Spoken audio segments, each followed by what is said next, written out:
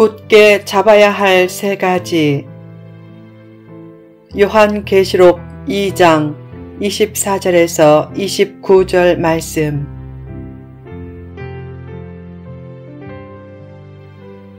굳게 잡아야 할 세 가지. 두아드라 교회는 행동하는 믿음으로 내 나중 행위가 처음 것보다 많다 라는 칭찬을 들었지만 속으로는 이세벨을 용납하고 있었다. 그래서 예수님은 먼저 회개하라는 말씀을 주셨다. 하나님은 무엇보다 회개를 기뻐하신다. 참된 회개를 통해 하나님 안에 있다면 어떤 어려운 상황을 만나도 좌절할 필요가 없다. 곧 회복의 역사가 있을 것이기 때문이다.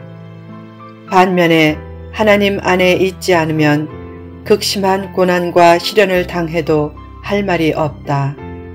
하나님이 마땅하게 조치한 것이기 때문이다. 하나님은 행위대로 갚아주신다.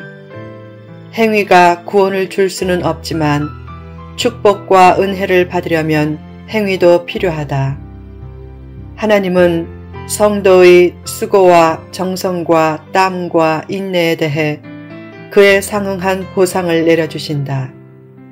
하나님의 보상은 사람이 알지 못하는 방법으로 주어질 때가 많다. 그처럼 회개를 권면하고 예수님은 한 가지 권면을 더 하신다. 그것은 굳게 잡으라 라는 권면이다. 성도가 굳게 잡아야 할 것은 무엇인가? 1. 자신의 장점.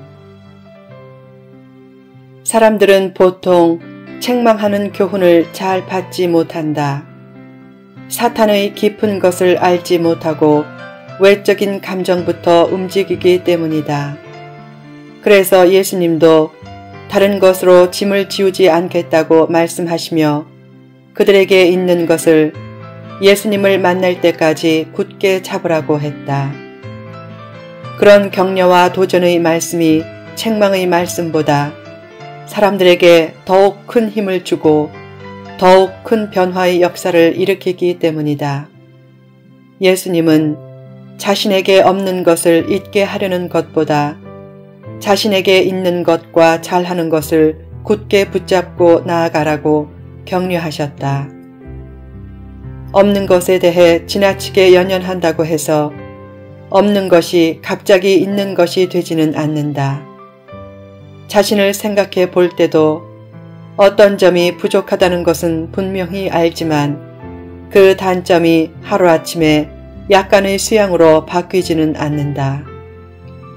단점을 고치려는 노력과 단점에 대한 문제의식은 가지되 단점에 너무 연연하지 말고 자신이 가진 장점에 자부심을 가지고 그 장점을 굳게 잡고 발전시키면 얼마든지 하나님이 기뻐하시는 성공적인 삶을 살 수 있다.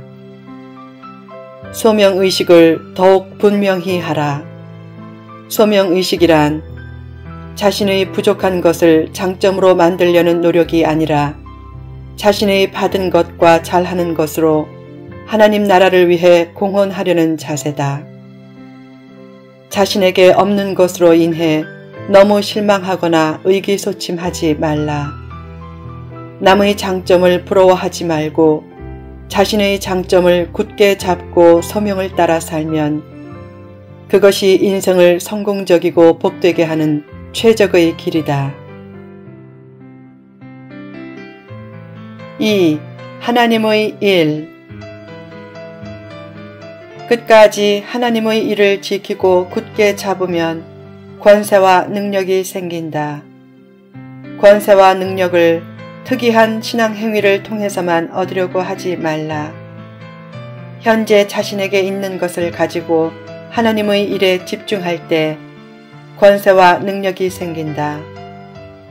돋보기를 사용해 빛의 초점을 집중시키면 불을 붙이는 능력이 생긴다. 큰 돋보기를 이용하면 불을 붙이는 능력이 더욱 커진다.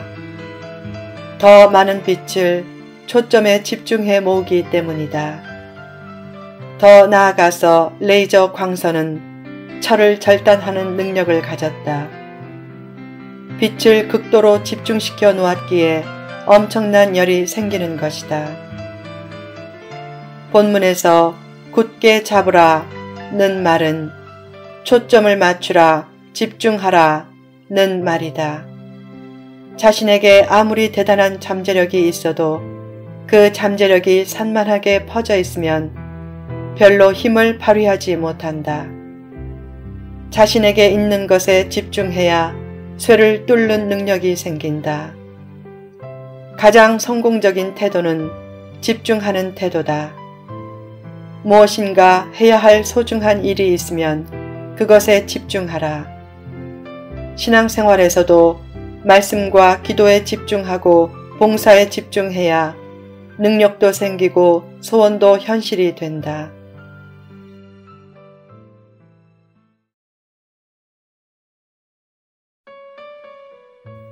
자신의 재능에 집중하지 않고 성공과 성장 세미나를 열심히 다니면 샘만 나고 성공과 성장은 얻지 못하면서 시간 낭비, 물질 낭비, 열정 낭비, 그리고 소명 낭비란 엄청난 손실을 입게 될 때가 많다.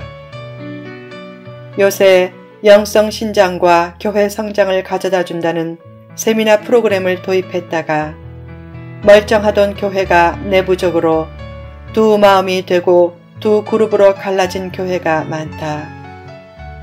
교회가 두 날개로 날아오르겠다고 하다가 교회 안에 인적인 투 트랙이 생긴 것이다. 어느 공동체든지 인적인 투 트랙이 생기면 찬란한 꿈과 비전은 결국 신기루가 된다. 모든 일에는 때가 있다.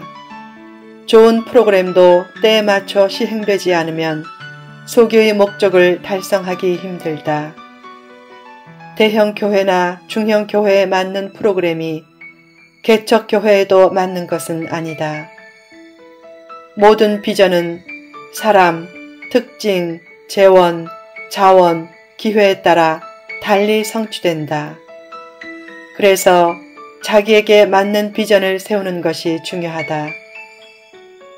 한때 벤처 붐이 일어서 많은 사람들이 회사를 그만두고 벤처 기업을 세웠지만 남의 성공이 자신의 성공 확률을 높이는 것은 아니다. 아이디어, 특징, 재원, 재능, 자원, 사람, 지역 등의 요건이 잘 맞아야 성공 확률도 높아진다. 추락하는 것을 보면 대개 이카루스의 날개가 있었다.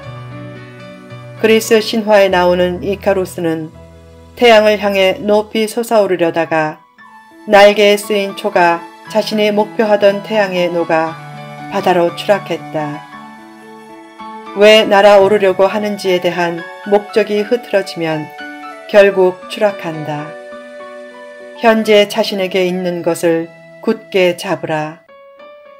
자기 재능을 최대한 살리지 못하고 이것저것 한번 해보는 삶에는 능력이 나타나기 힘들다. 반면에 자신의 재능에 초점을 맞춰 하나님의 일을 꾸준히 수행하면 그 삶 자체가 성공이고 조만간 복된 열매도 따라오게 된다. 3. 사랑의 주님. 내가 또 그에게 새벽별을 주리라 라는 말씀에서 새벽별은 샛별이라고도 하는데 바로 예수님을 뜻한다. 자기 달란트를 가지고 하나님의 일을 끝까지 붙잡고 감당하면 예수님의 은혜가 주어지는 것은 물론 예수님 자신이 주어진다는 뜻이다. 세상에서 가장 큰 복은 예수님의 마음을 가지고 예수님의 뜻을 따라 예수님과 동행하며 사는 복이다. 자기 장점이나 하나님의 일을 굳게 잡는 것도 중요하지만 가장 중요한 것은 사랑의 예수님을 굳게 잡는 것이다. 사랑의 주님으로부터 자유롭게 되는 만큼 인간은 불행해지고 사랑의 주님에게 붙잡히는 만큼 인간은 행복해진다. 주님 안에 풍성함과 행복과 만족이 다 있다. 예수님 밖에서 만족을 찾으려고 하면 실패한다. 인생에서 많은 것을 가진 것보다 중요한 것은 하나님을 믿는 믿음이다. 현대인들은 많이 가져야 큰 소리 칠 수 있고 삶에 용기가 생긴다고 여기지만 믿음이 없으면 아무리 가져도 그 가진 것 때문에 오히려 더 불안해지는 경우도 많다. 영혼에 진짜 용기를 주는 것은 물질이나 인맥이나 지식이 아니라 바로 믿음이다. 골리앗 한 사람 때문에 이스라엘 전 백성이 벌벌 떨었지만 골리앗을 무서워하지 않는 용감한 한 사람이 있었다. 하나님의 살아계심과 역사하심을 굳게 믿은 다윗이었다. 아무리 문제의 힘과 세상의 힘이 커도 하나님보다 큰 힘은 없다. 결국 다윗은 골리앗을 단번에 물리쳤다. 믿음은 골리앗과 같은 문제를 능히 물리칠 수 있게 한다. 믿음으로 나가면 어떤 문제와 시험도 극복할 수 있다. 하나님은 믿는 자를 만나주시고 찾아주신다. 믿음이 있다고 큰소리치는 사람은 대개 진실한 믿음이 없고 진실한 믿음을 달라고 기도하는 사람이 대개 진실한 믿음이 있다. 기도할 때마다 이런 기도를 많이 하라. 하나님, 진실한 믿음을 주소서. 교인들이 임종을 맞이할 때는 거의 말을 못한다. 그때 성도님, 예수님을 믿습니까? 라고 물으면 말은 못해도 거의 다 그렇다고 표시한다. 최후의 순간까지 남은 것은 결국 믿음의 고백뿐이다. 세상적인 것이 아무리 많아도 죽을 때는 아무런 소용이 없다. 참된 믿음이 있어야 마음이 편하고 행복하고 승리하고 최종적으로 천국에 갈 수 있다.